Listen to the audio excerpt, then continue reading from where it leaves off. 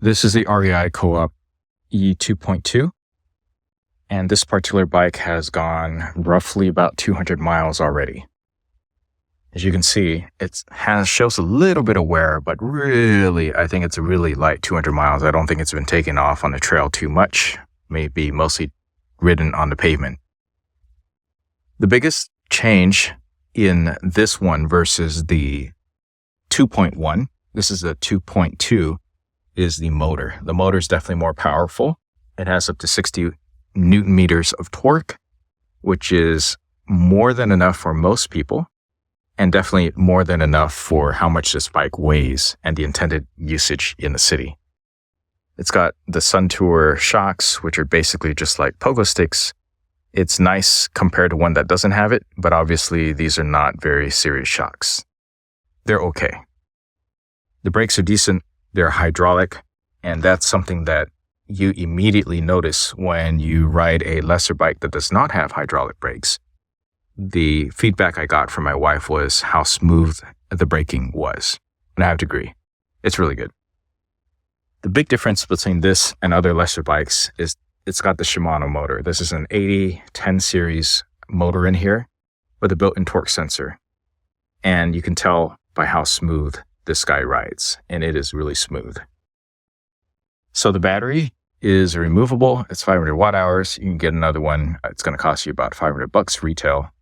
And they are removable, of course. So you can get other Shimano batteries as well. This is, of course, set up as a class 1. You can unlock it a little bit to a certain extent, but that requires downloading a third-party app and then maybe downgrading the firmware. This comes in small, medium, and large. As you can see, the small size says it's good for 5'3" to 5'6". I'm 5'7", and I find that it's close enough for me. My wife is less than 5 foot, and she also finds that it's okay, maybe because this also includes the shoes, the extra inches. So one of the limiting things about the saddle for someone who's shorter than 5'3" is, by the way, this saddle here is very comfortable, but it does rip fairly easily. What I was going to say is that the limitation here is this thing has a built-in rack, and this rack gets in the way of how much lower the seat can go. So if you really are, or you really want to ride one of these, and you really need the seat lower, what you need to do is think about switching the seat or the seat post to be a little bit more forward, because there's nothing you can really do about the rack because it is integrated unless you cut it off, but that probably removes some of the stability and the structural support with the frame.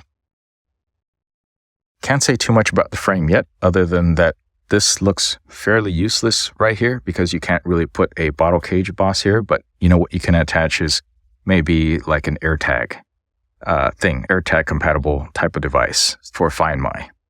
And there is one that will fit in that particular circumstance there. But you can see there's no other bottle carriers, which I feel is strange. They could have put something up here. It looks like it's a Pro Max. This is adjustable, so you can adjust the angle later fairly easily. Of course, this can go up and down pretty well. The Shimano display is small, very bright, but the controls are weird. Quality of these buttons really leaves a little bit much to be desired, but you can adjust all the settings here. Easily switch between the 4 or 5 different modes, which is off, eco, normal, high, and then finally you can do a walk mode too. And you can adjust those a little bit. Bluetooth is for connection with a Shimano app. Get a bell, you get a light, seems okay. You have 180-degree visibility because you can see through here. And for whatever reason, this bike actually has 2 reflectors. I'm not sure what's going on with that. It is a Shimano Acera. It shifts okay. The built-in rack is really nice. And right here we have the Shimano Alivio, which is basically standard entry level for Shimano as far as lower end e-bikes are concerned. These are fairly grippy. They were included, has reflectors, and pretty decent. If you want, I suppose you can upgrade these. I'm going to put on ones that are lit a little bit better, but they're fine. And as you notice, what's interesting is one thing people will say is, look, the kickstand, it's a little bit different. See that? It's like a motor scooter kickstand, and more for city riding. It is actually fairly stable when it's on a kickstand, but because the kickstand sticks out this way, you can't actually rotate the pedals all the way through. And just to do a quick check on things, I know that could be a negative for someone. I think it's okay. I think having a stability is really nice, although it does add a bit to the weight of the bike, which still tops out at just over 50 pounds. I think it's 52 pounds with everything all said and done. But we haven't put many miles on this bike yet. This has been ridden by other people.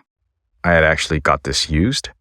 So as far as I can tell, even after 200 miles, a good fair part of the bike still looks and feels brand new, other than it needs a little bit of cleaning.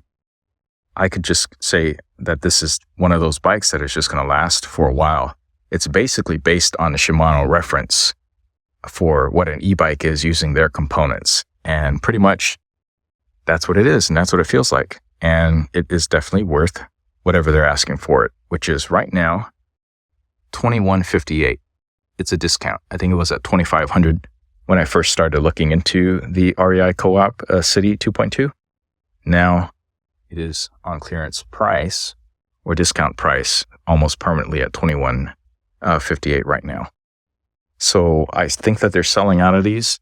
They're probably not going to have any more coming out of this particular model. I think they're just coming out with a newer one. So it could be the City 3.1 and 3.2 series, the third generation. Has a key, you can remove the battery and take it in to charge, and I'll have more charging specs on that later. But overall, I think this is a really great city bike. It is really designed really well and super comfortable. The seat though, you might have to replace that. As you can see this, after 200 miles, it's got a few rips on there. Just could be a bit from abuse. I'm not sure. But other than that, it's pretty solid.